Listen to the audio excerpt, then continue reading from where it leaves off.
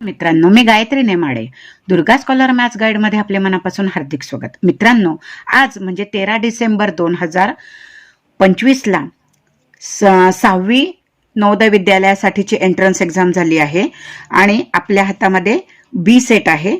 मराठी म्हणजे भाषा विषयावरचे जे उतारे आहेत त्यांची उत्तर सूची, ते प्रश्न कोणते होते, त्यांची उत्तरं कशी होती हे आपण तपासणार आहोत. चला तर मग लगेच सुरुवात करूया.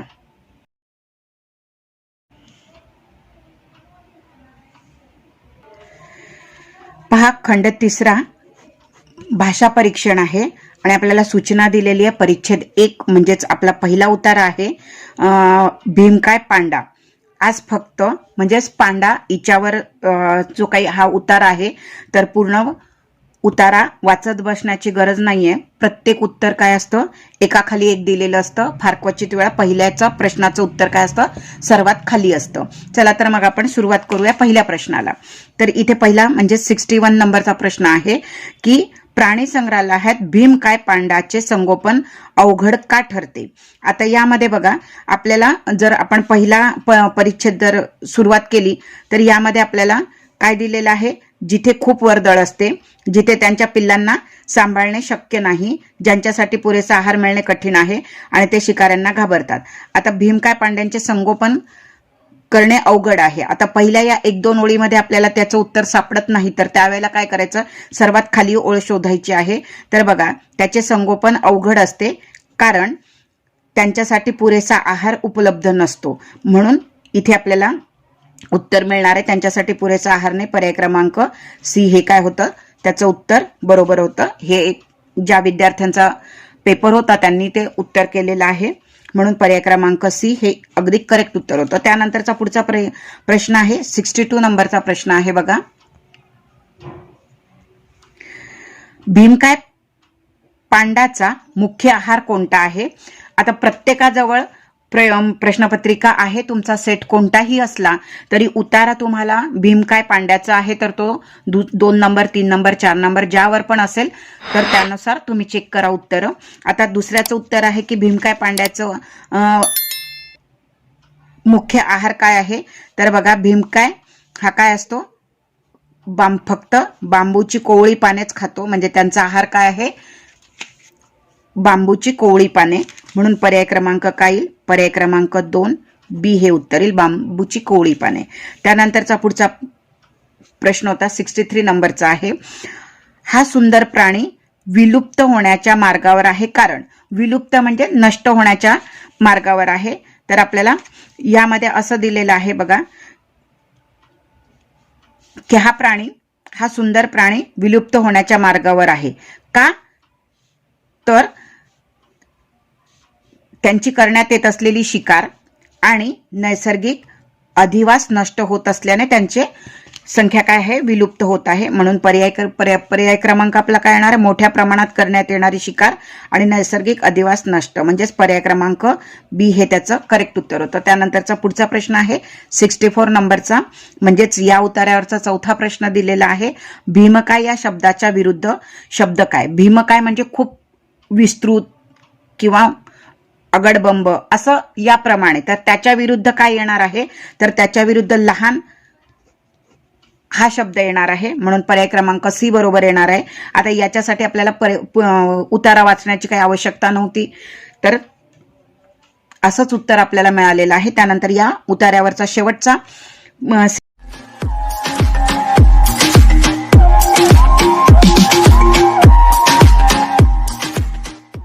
65 नंबरचा प्रश्न आहे.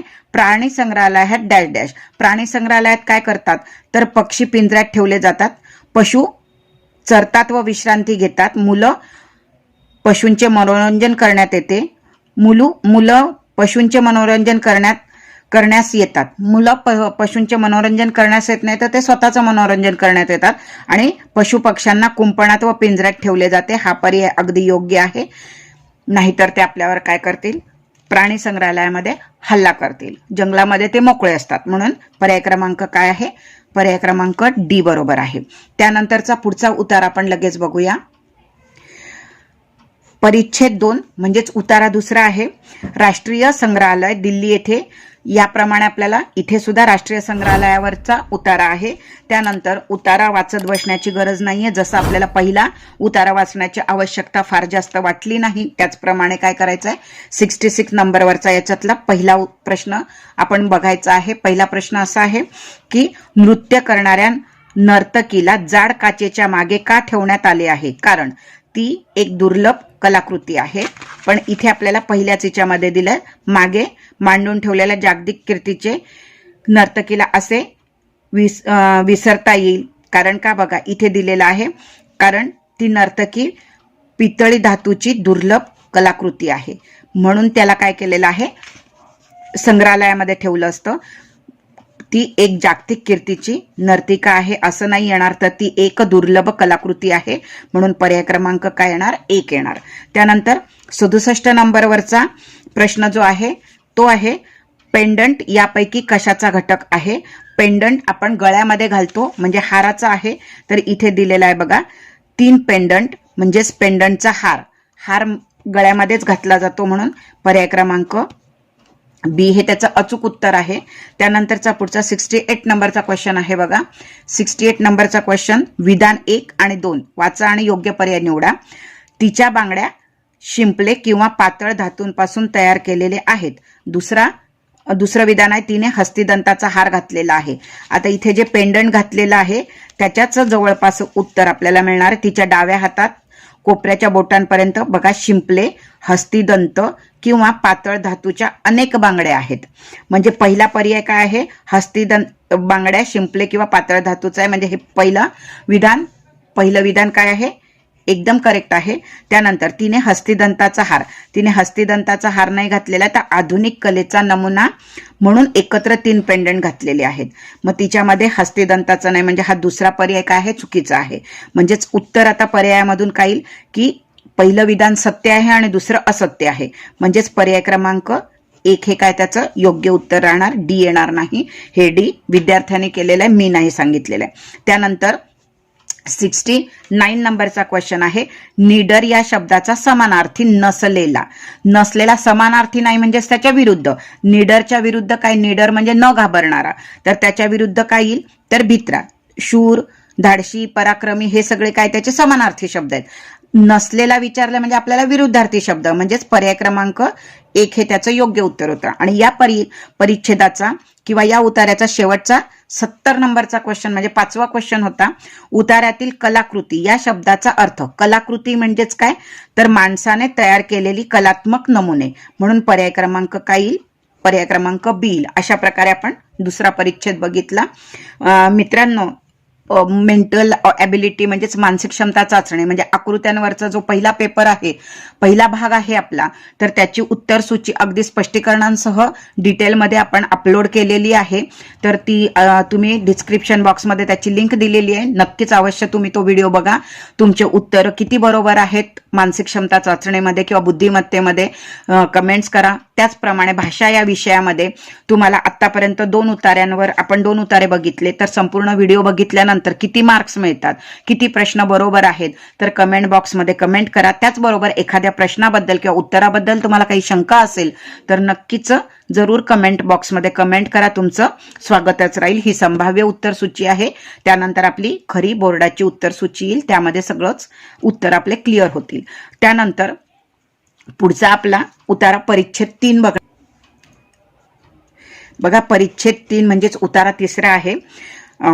तर उतारा न वाचता आपण डायरेक्ट उत्तराला सुरुवात करणार आहोत, कारण पहिल्या प्रश्नाचं उत्तर पहिल्या दुसऱ्या ओळीत असतं, फार क्वचित वेळा शेवटच्या ओळींमध्ये असतं. बाकी पुढचे प्रश्न त्याच्या एकाखाली एक असतात. अर्थातच आपल्याला त्याचे उत्तर शोधायला जड जात नाही. यामध्ये 71 नंबरचा प्रश्न आहे, सोनम टिंबटिंब सोबत दुकानात गेली. आता पहा, यामध्ये जर आपल्याला उतारा जर बघितला तर दुकानात मांडून ठेवलेल्या सायकलीकडे लक्ष गेले आणि चकचकीत लाल सायकल पाहून हिच्यामध्ये बघा, तिच्या वडिलांनी तिला सायकलीकडे टक लावताना बघितलं आणि ती काय केली, तिच्या वडिलांच्या मागे मागे निघाली. म्हणजेच ती कुणासोबत गेली दुकानामध्ये, तर तिच्या वडिलांसोबत. म्हणजेच पर्याय क्रमांक बी हे त्याचं करेक्ट उत्तर होतं. त्यानंतर प्रश्न क्रमांक 72 नंबरचा क्वेश्चन होता. सोनमने दुकानात चकचकीत टिंबटिंब सायकल पाहिली म्हणजे कोणत्या आणि आकर्षित झाली. कोणत्या रंगाची पाहिली तर इथेच आहे की बघा तिने चकचकीत लाल रंगाची सायकल पाहिली म्हणून पर्याय क्रमांक ए हे त्याचं करेक्ट उत्तर येणार आहे. त्यानंतरचा पुढचा प्रश्न आहे 73 नंबरचा क्वेश्चन आहे.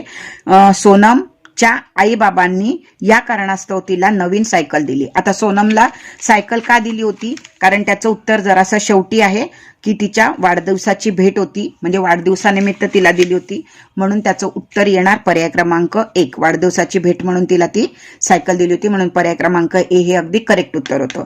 त्यानंतरचा याचा चौथा म्हणजे 74 नंबरचा क्वेश्चन आहे की सोनमने कशा प्रकारे आनंद व्यक्त केला आई बाबांना बिलगून. सर्वात शेवटी त्याचं हे दिलेलं आहे की सोनम खुश झाली आणि आईबाबांना बिलगली. बिलगली म्हणजे तिने काय केला तिचा आनंद बिलगून काय केला व्यक्त केला म्हणून पर्याय क्रमांक ए हे त्याचं करेक्ट उत्तर होतं.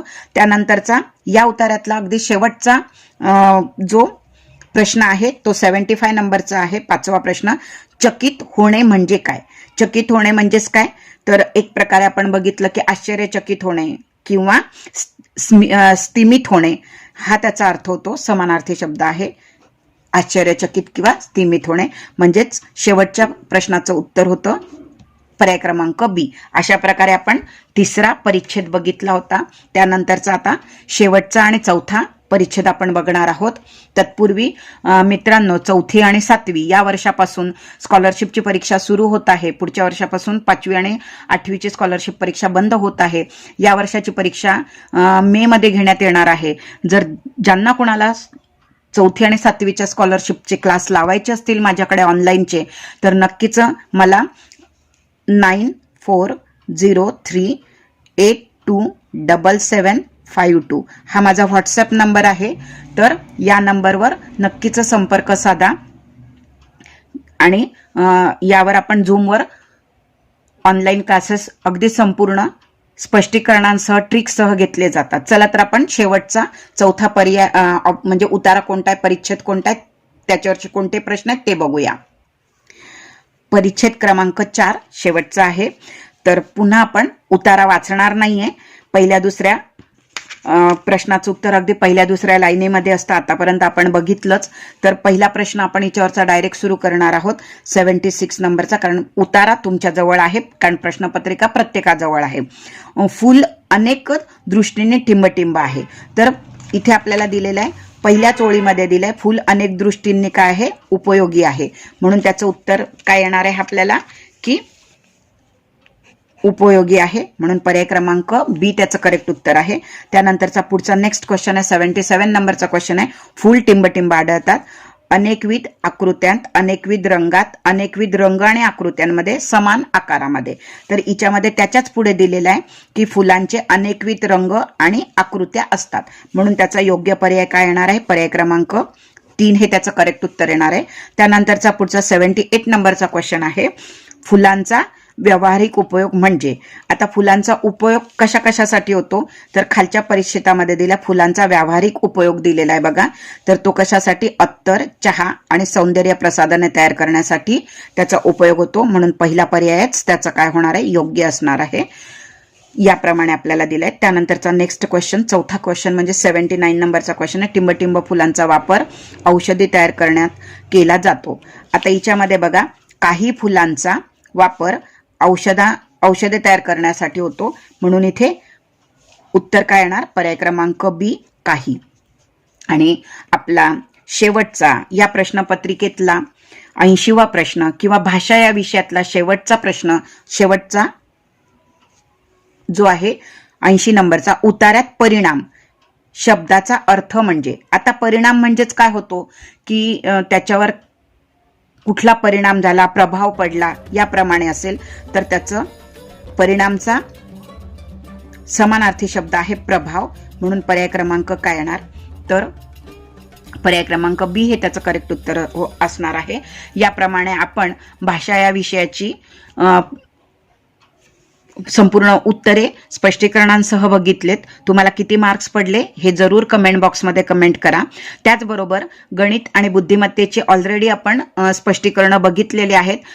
डिस्क्रिप्शन बॉक्समध्ये त्याची आपण लिंक दिलेली आहे, तर नक्कीच त्याची उत्तरं तुम्ही ते व्हिडिओ बघून चेक करू शकता. जास्तीत जास्त तुमच्या मित्रांमध्ये, नातेवाईकांमध्ये हा व्हिडिओ शेअर करा, जेणेकरून त्यांनाही त्यांची उत्तरं चेक करता येतील. चला तर आपण इथेच थांबतो आहोत.